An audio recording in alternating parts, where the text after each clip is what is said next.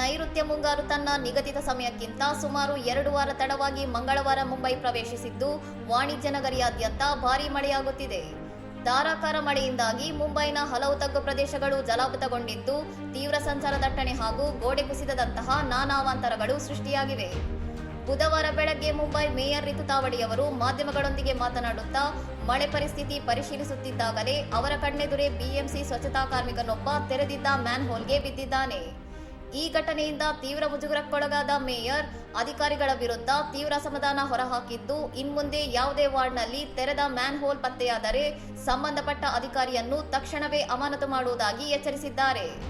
ಚರಂಡಿ ಸ್ವಚ್ಛಗೊಳಿಸಲು man hole ಮುಚ್ಚಳ ತೆಗೆಯಲಾಗಿತ್ತು ಎಂದು ಸ್ಪಷ್ಟನೆ ನೀಡಿರುವ ಮೇಯರ್, ಅಲ್ಲಿ ಎಚ್ಚರಿಕೆ ಫಲಕ ಹಾಗೂ ತಡೆಗೋಡೆ ಹಾಕಲಾಗಿದ್ದರೂ ಕಾರ್ಮಿಕ ಗಮನಿಸದೆ ಬಿದ್ದಿದ್ದಾನೆ.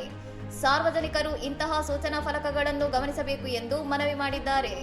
ಮಳೆ ನೀರನ್ನು ತೆರವುಗೊಳಿಸಲು ಬೃಹನ್ ಮುಂಬೈ ಮಹಾನಗರ ಪಾಲಿಕೆ ಯುದ್ಧೋಪಾದಿಯಲ್ಲಿ ಕಾರ್ಯನಿರ್ವಹಿಸುತ್ತಿದ್ದು, ರಸ್ತೆಗಳ ನೀರನ್ನು ಹೊರಹಾಕಲು 10 ಪಂಪ್ಗಳನ್ನು ನಿಯೋಜಿಸಿದೆ.